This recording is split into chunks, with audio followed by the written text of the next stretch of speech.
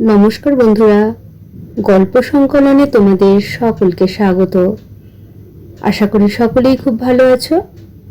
আমার আজকের গল্প অসি লক্ষণ পণ্ডিত, লিখেছেন সুকুমার রায়। গল্পটি তার কিশোর গল্প সমগ্র থেকে নেওয়া হয়েছে।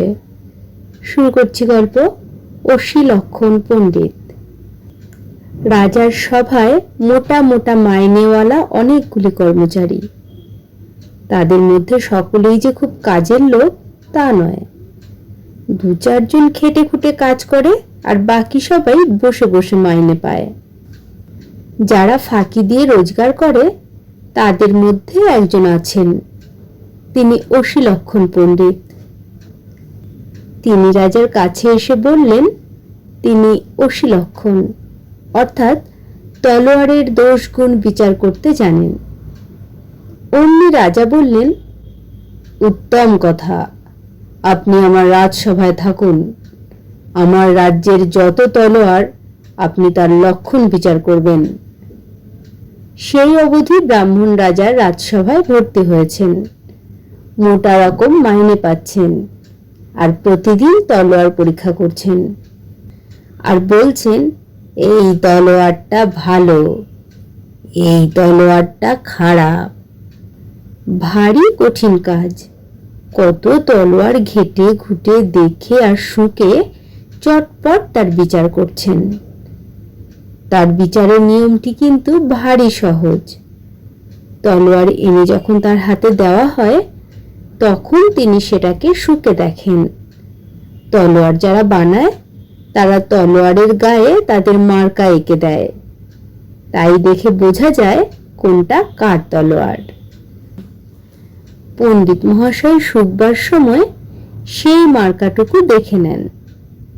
যাদের উপর তিনি খুব খুশি থাকেন, যারা তাকে পয়সা টয়সা দেয় আর খাইয়ে দাইয়ে তোয়াজ করে, তাদের তলোয়ার দেখলেই তিনি নেড়ে চেড়ে টিপে টুপে বলেন, খাসা তলোয়ার, দিব্যি তলোয়ার, 1000 টাকা দামের তলোয়ার। আর যাদের উপর তিনি চটা, যারা তাকে ঘুষও দেয় না, খাতিরও করে না, তাদের তলোয়ার যত ভালোই হোক না কেন তার কাছে পার পাবার জো নেই।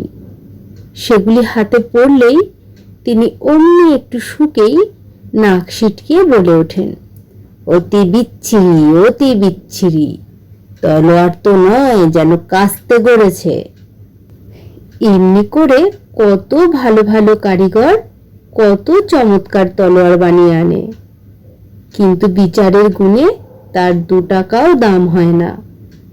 এর মধ্যে একজন ওস্তাদ কারিগর আছে, সে বেচারা মন প্রাণ দিয়ে একখানি তলোয়ার গড়ে, আর বিচারক মশাই দূর দূর করে সব বাতিল করে দেন। এই রকম হতে হতে শেষটা কারিগর গেল ক্ষেপে। একদিন সে করলো কি, একখানি তলোয়ার বানিয়ে তার গায়ে বেশ করে লঙ্কার গুঁড়ো মাখিয়ে অসি লক্ষণ পণ্ডিতের কাছে এনে হাজির করল। পণ্ডিত নিতান্ত তাচ্ছিল্য করে, এ আবার কি গড়ে আনলি দেখি বলে যেমনি তাতে নাক ঠেকিয়ে শুকতে গেছেন, অমনি লঙ্কার গুঁড়ো নাকে ঢুকতেই হ্যাচ্চ করে এক বিকট হাঁচি, আর সেই সঙ্গে তলোয়ারের আগায় ঘ্যাঁচ করে নাক কেটে 2 খান। চারিদিকে হইচই পড়ে গেল, জল আন রে, কবিরাজ ডাক রে।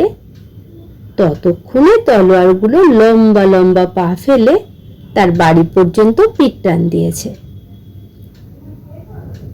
অসি লক্ষণ পণ্ডিতের মহা মুশকিল। একে তো কাটা নাকের যন্ত্রণা, তার উপর সভায় বেরুলে সবাই খ্যাপায় নাক কাটা পণ্ডিত বলে।